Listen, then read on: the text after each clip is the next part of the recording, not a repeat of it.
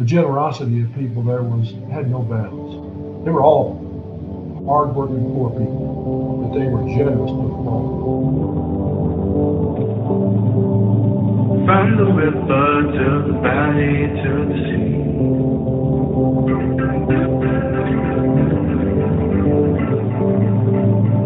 All the places, all the people that you can meet. Welcome to the Mississippi Valley Traveler Podcast. I'm Dean Klinkenberg, and I've been exploring the deep history and rich culture of the people and places along America's greatest river, the Mississippi, since 2007. Join me as I go deep into the characters and places along the river and occasionally wander into other stories from the Midwest and other rivers. Read the episode show notes and get more information on the Mississippi at MississippiValleyTraveler.com. Let's get going. Hello, and welcome to episode 4 of the Mississippi Valley Traveler Podcast. In this episode, I talk with historian and musician Gregg Andrews, who grew up in the river bottoms south of Hannibal, Missouri, in the shadow of Mark Twain. We talk about his life growing up poor, the struggles and hardships of meeting basic needs, but also how the community in the bottoms stuck together and looked out for each other. Gregg has written about his childhood in a memoir called My Daddy's Blues and has also written historical accounts of the surrounding area. He's a talented musician and writes songs that are inspired by those early years near the Mississippi River. We didn't have much time to talk about his music in this interview, but I hope you'll check out his band, Dr. G and the Mudcats. I'll provide links to his music and his books in the show notes. I'd like to give a quick shout out to new Patreon supporters, to Valerie Fry, Peggy Naiman, and Amy Norris. Now let's get to the interview.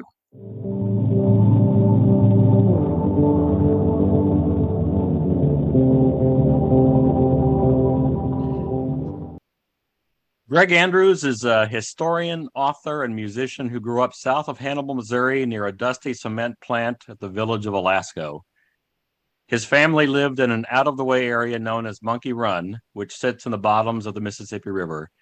In his autobiography, My Daddy's Blues, he employs his skills as historian, musician, and river rat to bring to life the places and experiences of those childhood years in the river bottoms, and among people much of the rest of society looked down on.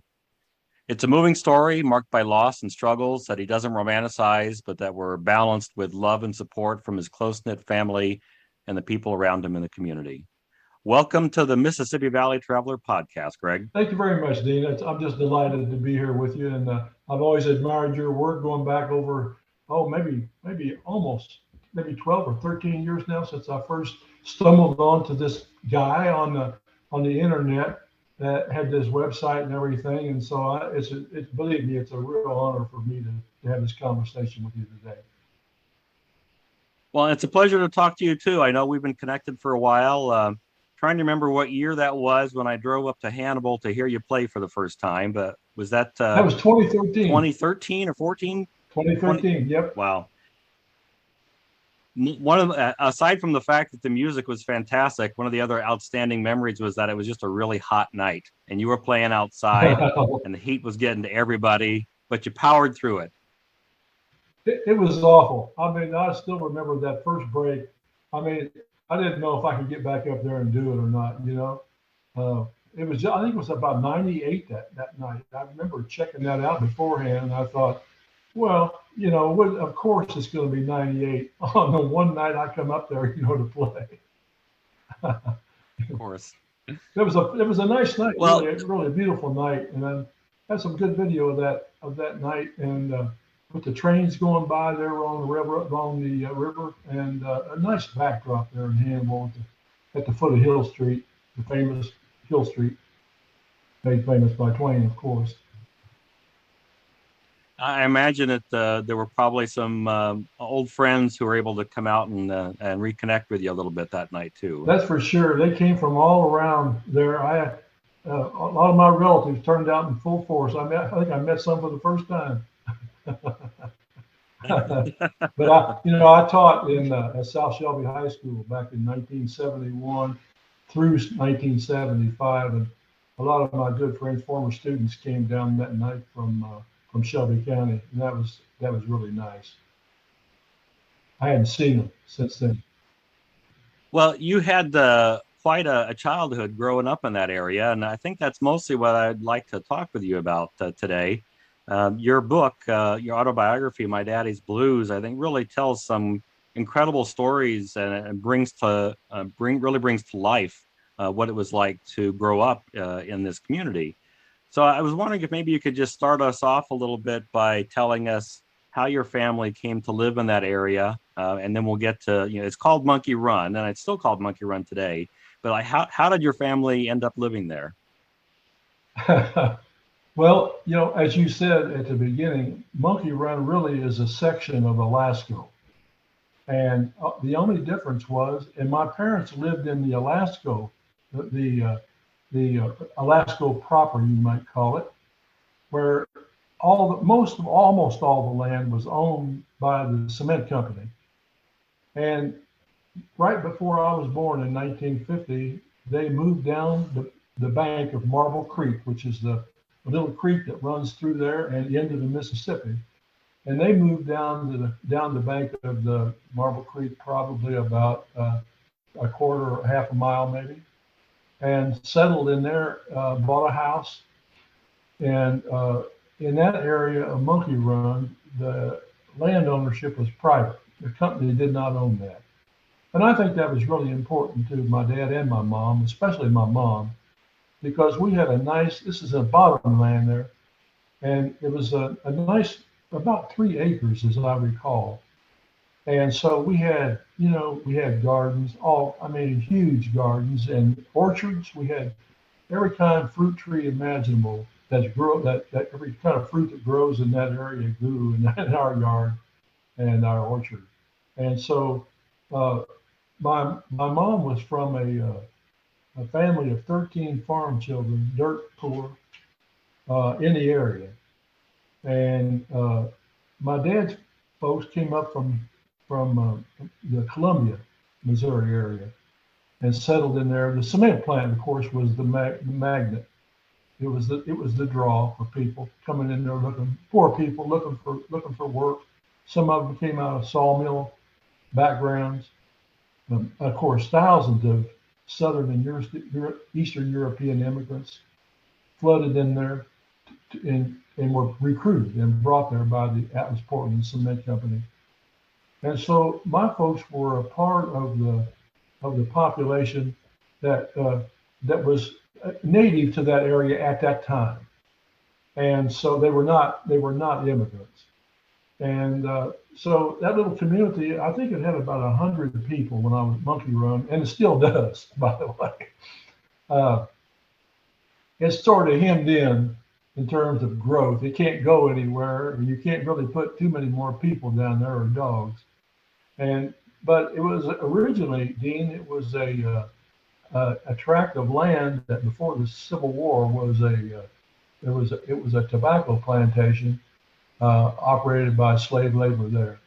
Small plantation farm, and that was carved up after the war and eventually was subdivided and sold by a Hannibal entrepreneur named R.H. Stillwell. And so technically, the name of the place is Stillwell's Addition, first addition to Alaska. But people are still arguing today about where the name Monkey Run comes from. But that became its popular name. And so my parents were both came out of impoverished backgrounds and good, hardworking people. My mom and dad both were the hardest working people I know, especially my mother. It never stopped. And she was a shoe factory worker, and later became a retail clerk, minimum wage stuff. After my dad died, he died very young. I was 15, and she did whatever she had to do, to raise us kids. Three of us, and she canned, and work was a way of life. You just did it. You didn't complain about it. So I grew up with that hard work ethic. I didn't like it at a lot of times, but she pushed you pretty hard. But that's that's the background. My dad worked at the cement plant. His dad worked at the cement plant. They both died young from occupational lung disease in their 40s, and I think 48 and 49. And and my mother's some of her brothers worked at the cement plant. It was the major employer in a rural county, Rawls County, and so that was the attraction. It paid, comparatively speaking, good wages, for that particular area, at that time. So that was the draw, and all the people who lived in Monkey Run were, I mean, you knew everybody, and they probably 95% of the men worked at the cement plant, or they were commercial fishermen, or both. We had plenty of John boats in our community. So was it kind of a requirement to own a boat if you lived down in the bottoms? Well, we never did actually. I don't. We never did, but my uncles did, and I had cousins down there who owned them, and neighbors who had a John boats. And believe me, they. I mean, they were. My neighbors were the fishermen. I'm sure I was a nuisance and a pest to them sometimes, but they took me out with them, rowing their baskets and trot lines and everything. And as a kid, I mean, I just ate that up. And I watched, boy, they'd have these tub loads of beautiful buffalo and carp, and of course, big flatheads, and perch, white perch. So, and during floods especially, those boats really came in handy, and the people who owned them were generous to each other. They all helped each other. I think that's from that community. That's where I learned the value of collective help. People trying to survive, and the generosity of people there had no bounds. They were all hardworking poor people, but they were generous to a fault. Right. I think you tell some really interesting stories in your autobiography too about that. The connections in the community. I mean, obviously, I don't want, and I think you do a great job of balancing telling the stories of the realities of the hardships but balancing that with the descriptions of the community ties, and that helped people get through it. So I don't think you romanticize those experiences. I think sometimes we tend to romanticize, the poor years and poverty to a fault. But you provide some good balance, I think, in describing how, people worked hard, life could be very difficult, but people kind of looked out for each other. Yeah, thank you. I'm glad that came through in the memoir. I remember people. I mean, 1965 was a big flood year on the Mississippi, and that's probably before you were born, right? It was a couple years after. 65. But my dad was an invalid at that time, and this is why I remember that flood so well. He was in the last 6 months of his life at that point when that spring flood came, that May or April, I forget which. I think it was May. But we had to have oxygen tanks in the home. And these oxygen tanks weighed about 90 pounds, big things. And we normally put those in the car in the trunk and haul those home, or had someone deliver them. And during that flood, our neighbors who had boats brought those in. I'll never forget that. They came down Marble Creek, worked their way slowly down Marble Creek, which backed up, of course, when the river flooded. And so our yard we had 3 acres and I'd say about 2 of those acres were flooded. And so our garden was flooded. The water came up close to the house, but it never ever got in our house because our house was on a hill. And we sat right at the bottom of the bluffs, and where the bottoms and the bluffs meet there. And they brought those tanks in across the fence, over the top of the fences in our garden, and unloaded them at the bottom of the yard. And I carried them up that hill to the house. And so and we had a guy down in the community, Monkey Run, Denny Caloric was strong as an ox. I mean, Denny, he had the shot put records, and I think maybe even the discus at Hannibal High School. He was strong. And at one point, we had to carry, he carried those up over a bluff and walked them up this bluff and down the other side and carried that and brought them to our house. That's the kind of stuff that you don't, I mean, I look around, I don't see a whole lot of that going on today. uh, and again, not to romanticize that, because there were hard times, and river communities suffer a great deal during those floods. We were fortunate because our house never ever got inundated, but everything in our garage did, which sat down at the bottom of the hill, and it was a detached garage, so it filled with water. Our driveway was filled with water down below. We parked on a public road that ran right past our house. So, and there were so many examples of people helping each other down there, especially during those kinds of hard times. People expected it. They went out of their way, to see if you needed anything. Is anybody going to town today? Okay, well, do you need anything? We're going to go to town. Can we bring you anything? Stuff like that. Yeah. And I think that, from what I can tell, is pretty consistent with river communities in general, in terms of helping each other that way. So you mentioned there were maybe 100 or so people that lived in that area in Monkey Run. Was that a pretty stable group, or were people kind of coming and going? It was very stable at the time I was a child.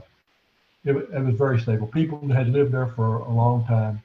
Our next door neighbors were, on one side were Ukrainians. Across the road, a guy that I worked for, a man who was blind and kept 7 milk cows. My first job was working for him. He was Slovak, and they'd been there for, their families had been there a generation before. And so it was a very stable neighborhood at that time. You knew almost, occasionally you might get a new person move into a particular house, and usually it was somebody you already knew anyway. They were either related to somebody down there or whatever. But now the community in the early years of Alaska, that was highly unstable. The larger Alaska community, it was mainly it's like a mining camp, and it's a boom cycle. Immigrants coming and going, mostly men coming there, single men, maybe a family over in Europe, kind of come and go, and so at that time it was a much less stable kind of environment in the first decade of its history, from 1903 to 1910, especially. Mm-hmm. It's interesting, though, that I like the distinction you drew there, that there was a lot of housing that the company owned and controlled, and people could only rent. Your family was able to buy a piece of property and move there, and I imagine probably throughout a lot of Monkey Run, that was the case. That was mostly people then who owned the land that they were living on. Yes. In most cases down there, the people there own their own land. Now, our house, when I was a child, it wasn't much, but we didn't have we didn't even have indoor water when I was a child. We had a well, and we go down and dip. We had a bucket with a chain on it, and we dip that water and bring it up, and then Mom, with us kids, Mom heat that water and put us in a galvanized tub for our baths. Now later, by the time I began grade school, we had piped in water, and some crude. I have a vague memory of a crude sink of some sort in the kitchen, and we never got an indoor bathroom until after I graduated from high school. That was a long time to wait. 1967, I'll never forget it. It was a surprise. I came home from a trip to Mexico, And I got home, and wow, there it was. It was a beautiful bathroom. Does it ever like make your head spin a little bit thinking about just how much things have changed over your lifetime or the changes in your own life that you went from carrying water into the house for drinking and bathing, using an outhouse, and now here we are 800 miles apart talking to each other over the internet with our air conditioning and indoor plumbing and That's one of the reasons, Dean, that I decided to write the memoir. As you may remember, I had a quadruple bypass in 2018, and it kind of got my attention in terms of things that I still want to get done before I die. And so that's when I started reflecting on all what you just said here. And I think every generation goes through that, you know. But as a baby boomer, my history is different from the vast majority of baby boomers that I know and have met in my life. And so I thought, this is a story it really needs to be there as a social document, if nothing else. Even if no one ever reads this, maybe historians someday will, look at this document and be able to use it and integrate it into the history that they write. And so I was like a dog with a bone. I felt a certain urgency to get that done. And so I wrote it and published it at the very end of 2019. And it was a really a highly emotional experience as I reflected on the past and how quickly, life passes us by. so as you were reflecting on those, we'll go back to a couple of the other experiences in a minute too. But since we're here, when you were reviewing that and kind of reflecting on those experiences, what sort of feelings or lessons jumped out to you? Well, first of all, probably how fleeting life is. To start with that, I think everyone has that experience. But also sometimes, uh, you know, I look back at my life and it's like, how did I get from there to here? You know, uh, and I think most of us go through life searching for our identity, or at least that's how I see it. And being a historian, I think historians are looking for their identity in some way. And I know that that is the case with me. For me, it began when I on my second book, when I began to research, I decided to go back and do the research on Alaska. I had been told by professors at the university where I studied that they were very interested in that and urged me to write that. In fact, some of them wanted me to do it for a dissertation. And so in 1992, I began that research, and that took me on a journey that I'm still on. And I can't imagine now looking back, not having undertaken that particular book because it transformed me in so many ways. It's the link between the music and what I did for a living and the kind of history that I write. Uh, and I remember the feeling well, sitting in my office and just this feeling that I just swelled with emotion as I reflected on the book and where I came from and the importance of what I was writing about. And it wasn't long after that then that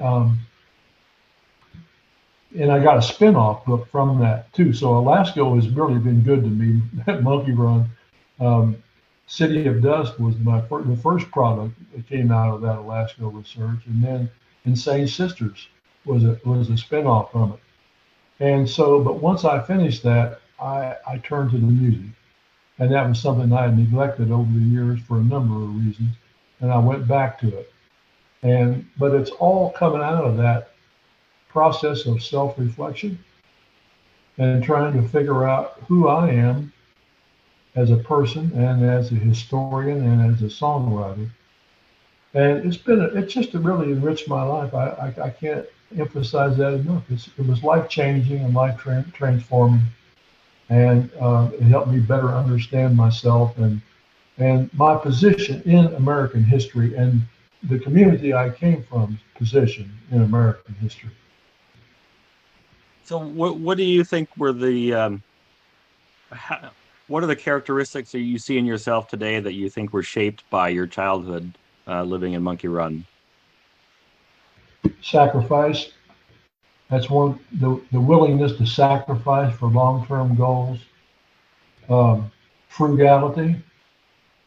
My mother was frugal to a fault to the day she died. When she didn't have to be frugal, she still was. I can still remember going to visit her in the 90s and early 2000s, and she'd sneak it because she knew I would tell her, Mom, don't put that in there. She goes out to a little shed and she's putting toothpaste and all kinds of little items like Pringles potato chips and toilet paper. It's things that she found on sale somewhere. I said, Mom, don't do that. Don't load up the car. We got to go to Pittsburgh this summer. You know, I need the space in that car. Don't be putting that stuff in there. But that's how she was, and she did it for all of her children and her grandchildren. And so that frugality really came out of my experience. And I have to say, on probably the most profound level, a consciousness of class that has guided my work as a historian. It was always there. I had it I went back and read one time my placement papers at Northeast Missouri State University. And when I graduated in 1971 with a Bachelor of Arts degree. And I was emphasizing my blue collar roots and the pride I had in that, you know. And of course, the music, my taste in music were shaped by class experiences. And as that got older, that sense of class grew and grew and grew. And that explains why I write about the people that I write about, because of that working class consciousness. And in academia, you know, you know what academia is like. And I got a lot of arguments in the academic world with people about class issues.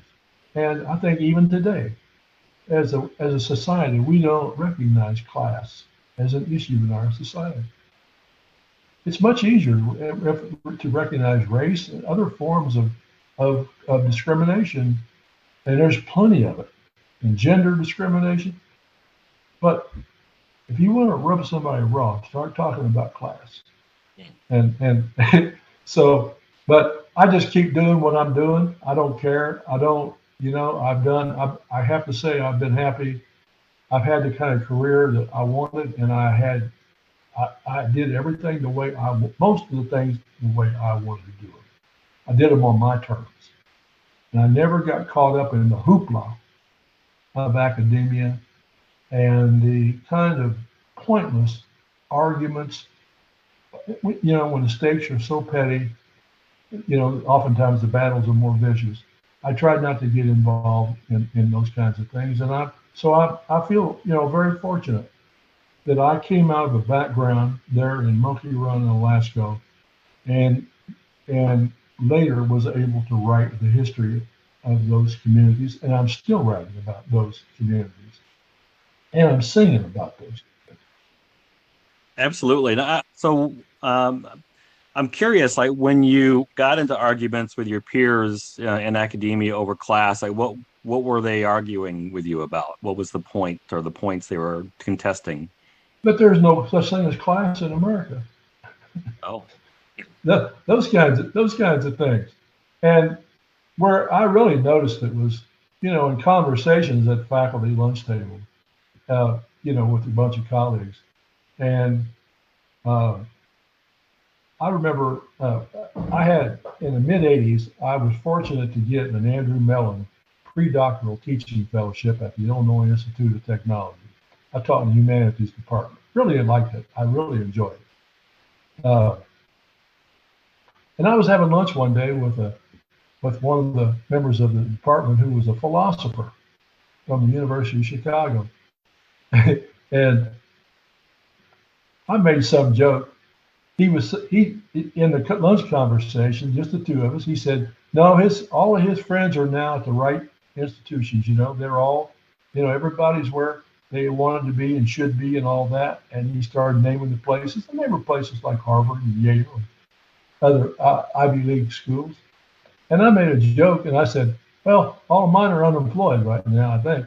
Um, and he, without batting an eye, he leaned forward, just like I'm leaning into the screen right now, and he said, "Why did you go to Northern Illinois University?" It, like, and I told him, I said, "Man, I didn't plan. I didn't plan my career in academia charted out so that I can get to a top Ivy League institution. I came up, I had to struggle. I didn't ever dreamed I'd ever go to doctoral school or master's program, neither one. And I had to do it. I took a lot of detours, including an early teenage marriage. And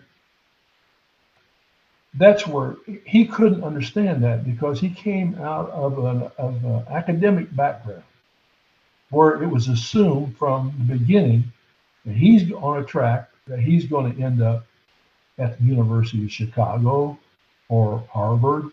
And so those kinds of conversations were frequent. And you try to have a conversation and start talking about having to use the outdoor toilet and not having running water, and it gets real quiet at the lunch table. And so that I think what I'm trying to say, Dean, is that for much of my career, I mean, I love teaching. I've always, when I taught high school at South Shelby High School, I fell in love with the teaching profession. And at the university level, I really enjoyed interacting with students. I did not enjoy committee work. I did not enjoy the you might want to say nose in the air atmosphere in certain quarters in academia.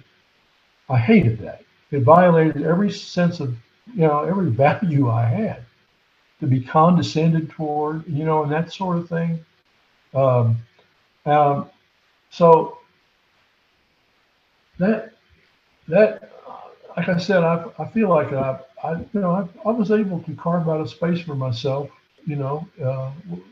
pretty much, and did pretty much the things that I wanted to do, and I've met many other people most of my friends in academic were working class. They came out of working class backgrounds, most of them. Now, I met some fine people who came out of very academic backgrounds too. People are people, and so you find people you don't like everywhere, and you find many people that you do like that come out of different kinds of backgrounds. But my experience has been, and my wife Vicki came out of a working class background, and she had a hard struggle on her own personal struggle, and I think that's one of the things that drew us to each other, when we first met. But my point was that I think I felt alienated most of my career. I'm not talking about classroom or research. I love research and writing, but the overall academic structure, I could care less for. Well, Vicki and I spend most of our time ridiculing it. You know what that's about. Yeah, I think we have some similar feelings about much of that. So, but let's kind of go back for just a second to the Monkey Run area. One of the things that's interesting to me, and I'm sure you've got another book that'll be out later this year on shanty boat communities. And we'll have you back down the road when that book is out. We can dig deeper into that. Yeah. But one of the things that's interesting to me is we have a lot of people today who spend time on the river, like willingly embrace the label of river rat. It's kind of people love calling themselves river rats. But there was a time not that long ago when that was an insult. Right. And it seems like it's tied very much into that poor working class kind of attitudes toward folks who are poor or working class. Can you talk a little bit about why people maybe didn't think so much of river rats or folks who lived in the bottoms? Well, let me just start with my own family and then work out build from there. I discovered, by the way, for the first time in 1992 that my grandmother and my great grandmother and my great great grandmother were shanty boat people.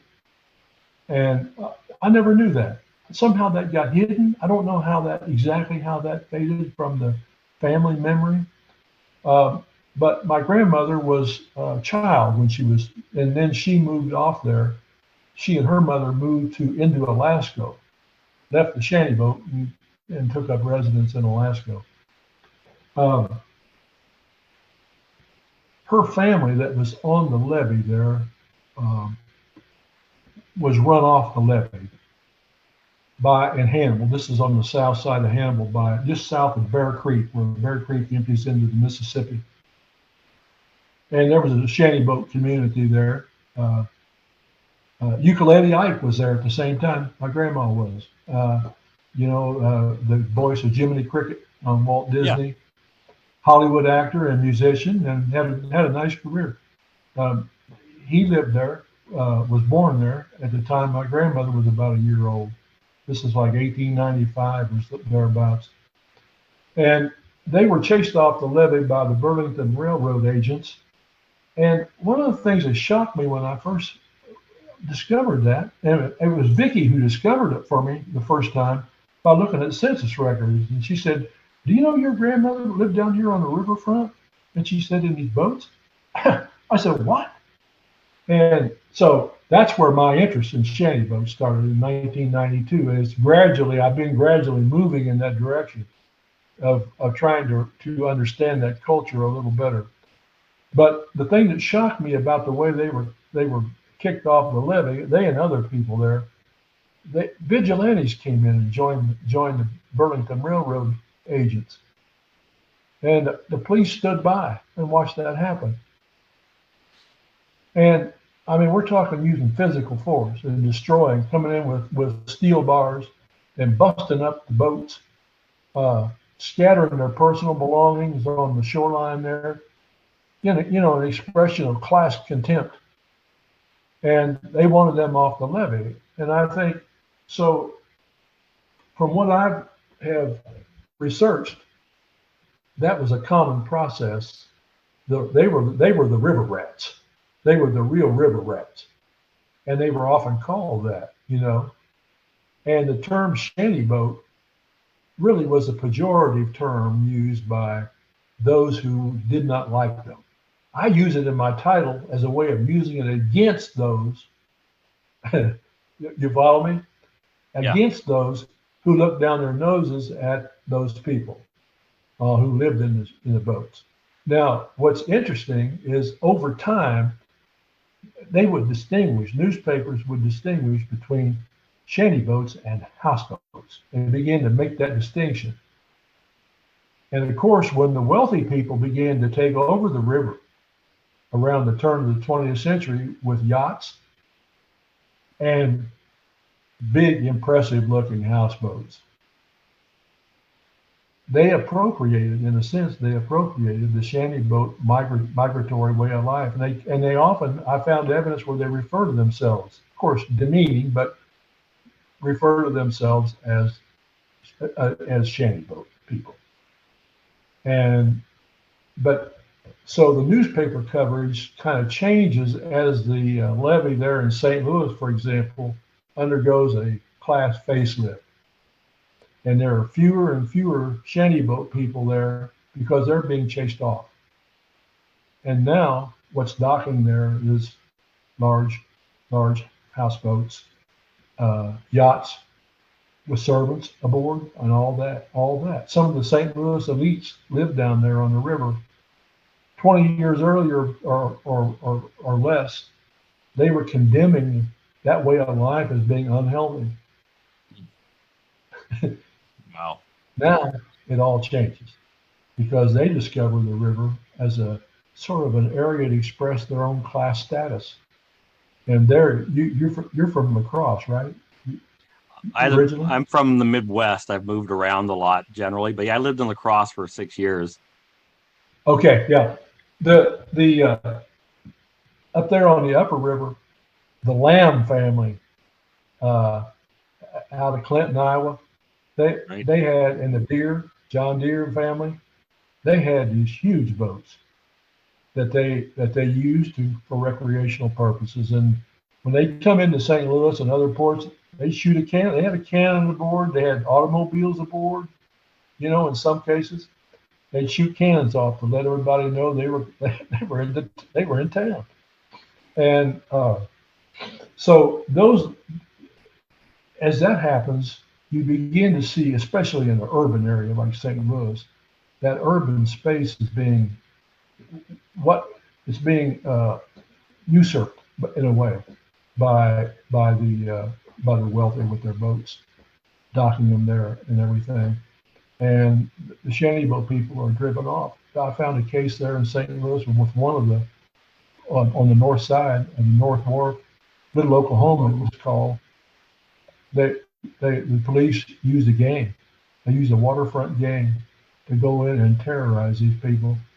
Most of them were women that were still left, and they sent a gang in there. The vivid description of it in the St. Louis newspaper, and it was sympathetic. It was so awful. Newspaper was sympathetic, and most of them were women, and they lived alone, and they scattered their belongings, tore up, smashed their little shanties, and some of the boats weren't seaworthy anymore. They were just like a shanty that they lived on in these communities, and basically it was just turned them into homeless people just like that, and with the using violence, and with the police standing by and watching, and so that tells you something about the way middle class and upper class people viewed the real river rats at the time. Newspapers, of course, were great about, on the one hand, they romanticized them. They expressed envy, the lifestyle. They didn't pay, sometimes didn't pay taxes, all of that. And yet at the same time, they condemn them. When they were driven off in large numbers, they'd often be sympathetic and see it as a conflict with civilization, and it's sad, but they have to go. And there were some tense confrontations there on the St. Louis War, both St. Louis and East St. Louis. The river rats didn't take kindly to being booted off. Do you think there were similar attitudes toward people who were poor but living in the bottoms and not living in shanty boats? Oh yes. We when I grew up, we were regarded as river trash, and people were. Now, by the time I became of age, it was changing somewhat in that respect, but there was still the sting of it. And I know if you came from Monkey Run in Alaska, you had a stigma attached to you by a lot of people, not everybody. But I think I don't know if you remember, but in my memoir, I had a little confrontation with a high school principal that his daughter was going to give me a ride home after we were working together on a after school activity, and I lived, at that time I was 15. I didn't drive, and I lived about probably from the high school a good 8-9 miles, and it was late afternoon. And she just said, "I'll just go check with my dad. I'll be right back." Or she said, "No, just come up here. I'm going to ask my dad before we go." And he wouldn't let her. And the way he looked at me and the way he paused, he looked me up and down. And he knew me very well. I mean, I was a good student and all that. And I tried not to get in too much trouble. And he said, "You don't need to be going down there." And what I heard from that was down there. I knew exactly what he meant. And so what she did was to take me to the edge of town in Hannibal and drop me off. And where she could take me that far, but you couldn't go any further. And I had to hitchhike down the river road and down to the bottoms there, past the cement plant. So, but it was, you know, I didn't have a lot of that, but there was some of it there, still lingering in the 1950s. I think for people who were older than I was at the time, they felt it more. And it had to do with the changing images of Alaska. Now today, it's interesting just because of consciousness, because of, I'd like to think in part to my books on Alaska and the preservationist movement that came right after that. Now, Alaska is celebrated. the company that called the state militia, called out the state militia in 1910 to crush a strike. Same company now, different ownership, but the cement company. They're posing as the Alaska's champion and themselves as the creator of the community. It's how it's the way it is everywhere. It's corporate appropriation, right, of really poor people's history and poor people's struggles, and they sanitize them and present them to the public, as a kind of pablum, as I see it. It must be particularly galling as a historian, like, when you know the full stories and you see the way that they're being told in certain quarters now, that it's got to be especially galling. I remember, Dean, when City of Dust came out, and the head of the union there at the cement plant told me, he said, I walked into the main office the other day, and he said, there was a stack of your books, about a dozen of them, about a dozen high. And he said to the supervisor, he said, oh, I see you got City of Dust there. Oh yeah, we're giving them away to anybody who comes to tour the plant and everything. And the union guy told me, he said, I laugh. I walked out of that office and I laughed. And he said, man, you haven't read that book. You haven't read that book. But suddenly that picture of on the cover of City of Dust began to show up in local TV commercials for the cement plant.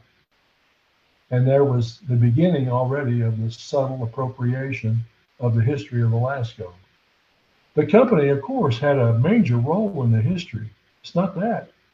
Alaska likely would not have existed had it not been for the company. But it's the side of the story that's told. And so, of course, up until City of Dust, only what was put out in word of mouth and pamphlets and certain, booster kind of pamphlets. That's what prevailed until a scholarly study laid it out. And so oftentimes they don't want to share in that history. They want their version only, Right. And then there's the working person's version is therefore automatically the company's version, and vice versa. And that's a kind of paternalism that you see in a lot of different places. My story is your story. And if it's not, we're going to call out the state militia. And we're going to make it your story. That's an iron fist and a velvet glove, I think they call that. Yeah. So one other thing that I was curious about, you grew up in the backwaters of Mark Twain land. Yes. When you were a kid, like, was there much of a consciousness about Mark Twain or his visions of the river? Was that present in your life as a child? I read Tom Sawyer and Huckleberry Finn, I think when I was about 11 years old, as best I can recall. We had to read Tom Sawyer. I think I read that for an English class. I read Huckleberry Finn on my own. And at the time, the commercialization of Twain, it was underway. I mean, it was underway from I would say from the time when Mark Twain died. It was, the beginnings of it. But it really picked up in the 1960s. Here's what's sad about it. I wasn't that interested in Mark Twain. I took it all for granted because everywhere around me was Mark Twain mental health or Mark Twain chicken or I'm making up stuff, you know. Everything was Mark Twain or Tom Sawyer, and so you kind of get tired of that. And I think there was a weariness there that exists among Hannibal people to this day, and they resent it. It's too bad because they turn their resentments on Mark Twain rather than what's been done to Mark Twain in the name of Mark Twain. And so I didn't find personally among the people I hung out with. Now, you know, my life was mostly spent in Monkey Run in Alaska. That's where my friendships were, and the south side of Hannibal, which was a working class section of Hannibal. Only later, when we consolidated schools, or we were forced, let me just say it, we were forced to go to the Hannibal schools. They dismantled the community of Alaska, and you had no choice. And they had a very sophisticated way that they did that. But only in the 60s do I remember really any much consciousness about Mark Twain. And I read those two books in the early 60s. But I remember the first time they used to have a called the Twain Land Express, and I think they still have it. So it's maybe called something different today. My brother worked on as a tour guide. In 1970, he went somewhere for a week, and he asked me if I would fill in for him. And so I did, and that's the first time, and I was 20 years old. That's the first time I'd ever been in the cave. And I've been there a dozen times at least since then. I love it. I always enjoyed taking people in there when they come to visit when we were living in the Hannibal area. But as a young person, I can't imagine now why it took me 20 years to get inside that cave, other than I just wasn't interested in it. We drove past it every day. Whenever we went to town, we drove past the road that turns off to the cave. We had picnics there as family reunions in Mark Twain Cave Hollow. Those were great picnic grounds. But I never ever went into the cave until 1970. And so I think there was a kind of, it just didn't have, the way I saw it, it didn't have much relevance to my life. But I did appreciate the characters at about age 11, 12, right around there. Just as I was, about to become a teenager, I began to appreciate Twain's writings about the river. And from the very beginning of my life, in fact, I began my memoir with what, to the best of my memory, best of my knowledge, is my very first memory of life. It's a memory of death. It's a memory of the river. And it was my mother carrying me breathlessly in her arms, running down a dirt alley and up the railroad tracks to where the Burlington Northern Railroad Bridge goes over Marble Creek. The mouth of the river is less than maybe 30 to 40 yards away. Staring down there was a drowning. My dad was down there fishing at the time, and that's my very first memory. So the river that made a huge impression on me. I think something like traumatic like that is bound to stimulate a memory, a consciousness. At least it did with me. And I was not 3 years old yet. I was about 2.5 actually when that happened. But as a kid, the river was my playground. That creek in the river, I mean, that's where I went, to escape when I felt down. It was a place to go, to fish, smoke, maybe a little homemade wine or something. And I had a cousin who was all too willing to school me in all the ways of the river and all the kinds of orneriness that young kids can get into on the riverbank, and I think I got involved in most of those. Um, but we built a raft once. It didn't get very far. It sank after about 20 yards. We started taking water. Somehow we screwed something up, and so I gave up the idea that I was going to go anywhere on a raft, you know. But my mother was horrified. She tried her best to keep me away from the river, but it was like my playground in the summertime.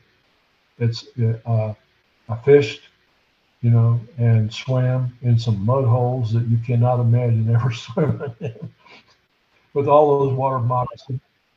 In your book too, in your autobiography, you write about a particularly, I think, meaningful experience one night on Jackson Island. That sounded. Yes. Can you just tell us a little bit about that? You know, for Jackson Island has some significance in Mark Twain world anyway. It was featured in Huck Finn, right? Yeah, right.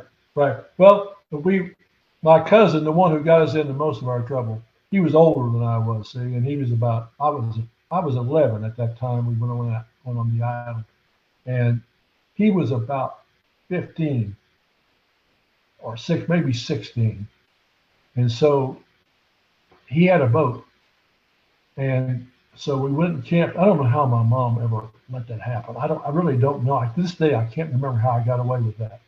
But she somehow must have, maybe she was gone and maybe dad let me do it because, you know, dad, he did a lot of drinking. And so he wouldn't keep quite as tight a rein on me as my mom would. But whatever the case, we spent a night, my cousin and myself, and there were two or three other friends of mine from the Wheeler family.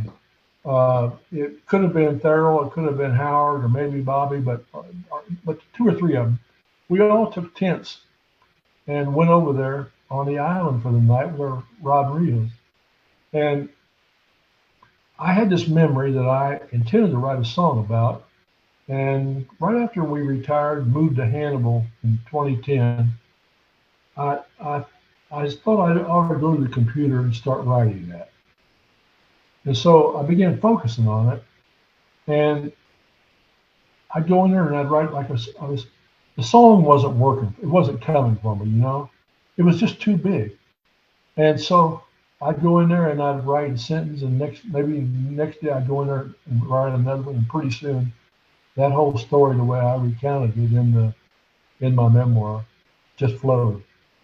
And I remembered that night, everybody else had gone to bed, and I was sitting there. You know, I was smoking a pipe and enjoying the night by myself. It was a full moon night, and just reflecting. That was around the time that I read Tom Sawyer and Huckleberry Finn, and just reflecting on the beauty of the river. I watched that moving mass, you know, all around us, and I had a line in the water, and flatheads were biting that night, and I had just put another one on the stringer. It was peaceful, quiet, and I lay there with my thoughts that night and stared down the river in the direction of the cement plant and across the cave hollow, and started thinking about it as much as an 11-year-old kid can think about it, something like that, you know.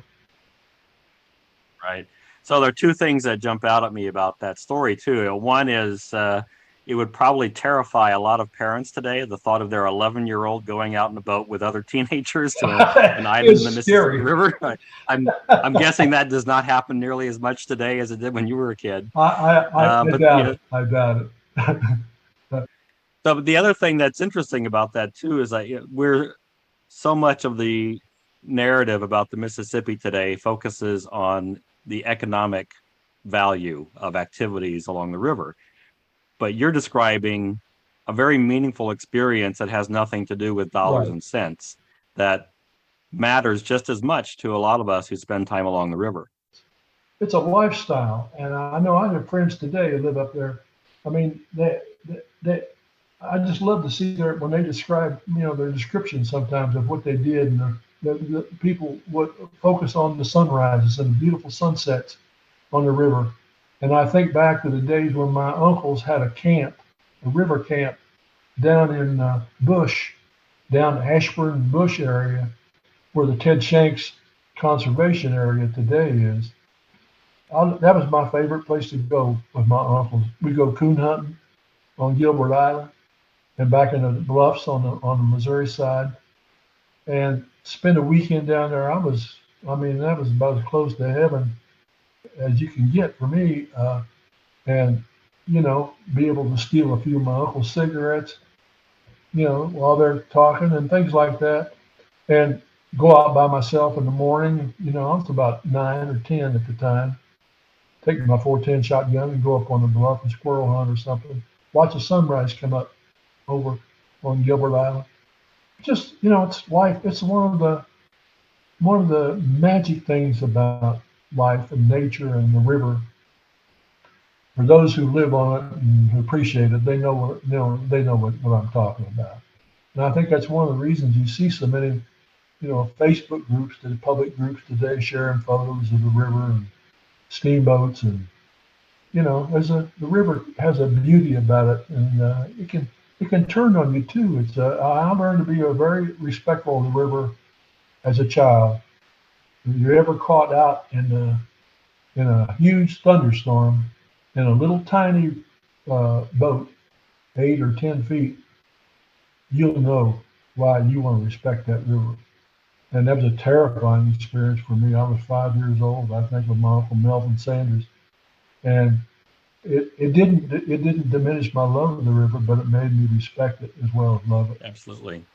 Well, we're probably about out of time here. This has been a really great conversation, Gregg. I appreciate it. I was hoping we'd get some into music here a little bit, but we're probably going to have to put that off to another time now. Thanks, Dean, for having me on here. I really enjoyed it.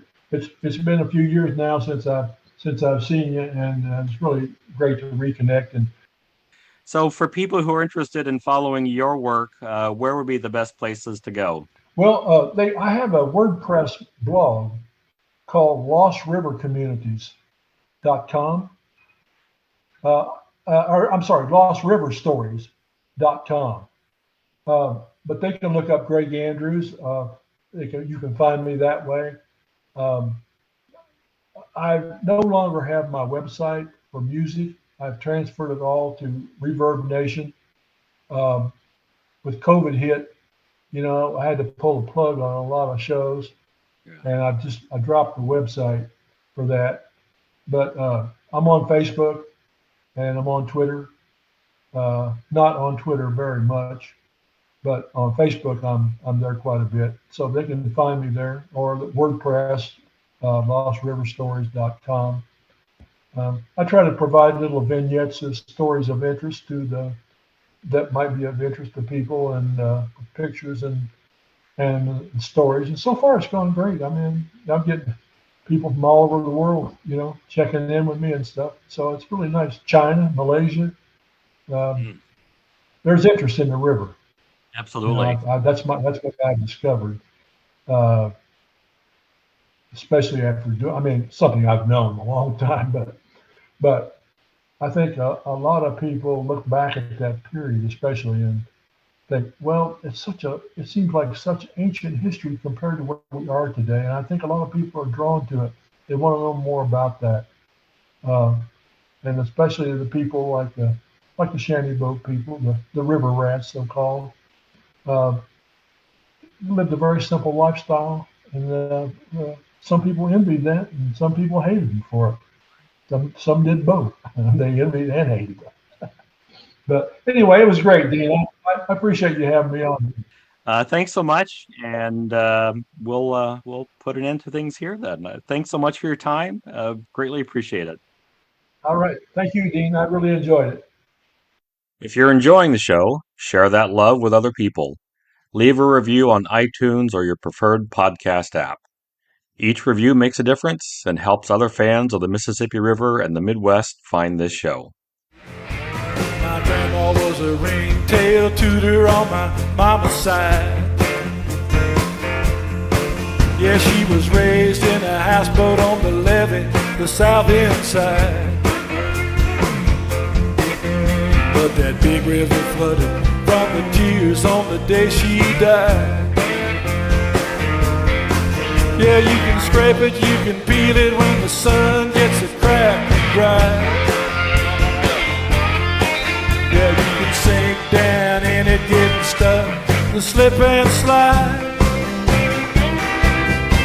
But when you're born in the bottoms, it seeps down into your blood. You never get your boots clean from that Mississippi River mud.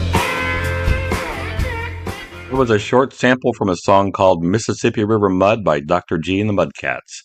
Thanks to Gregg Andrews for permission to use that clip. And now let's get to the Mississippi Minute. I was up in Minnesota a couple weeks ago and had a chance to visit Sherburne National Wildlife Refuge for the first time. It's a refuge that's about an hour north of the Twin Cities, maybe 30 minutes east of St. Cloud. It's not on the Mississippi, but it's a place that is relevant, I think, because it passes through or preserves different kinds of ecosystems and habitats that the Mississippi passes through up there. The place really surprised me, I'll be honest. Maybe I just had expectations that were too low, but when I got there, I found several places to hike. There were lots of flowers in bloom in different parts of the refuge.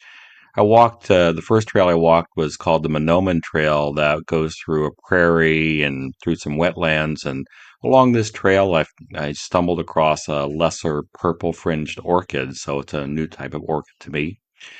Highlight for me turned out to be another experience I had low expectations for, to be honest.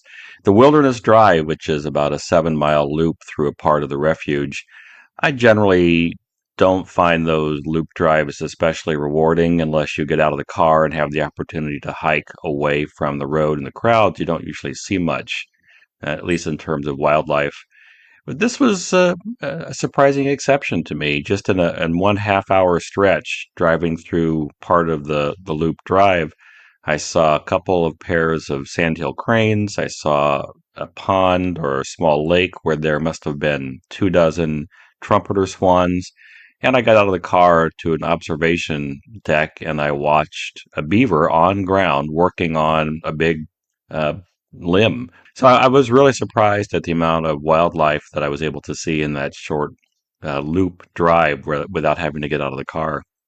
I highly recommend it. It's a place I think I'll be going back to. I'd love to see it at different times of year.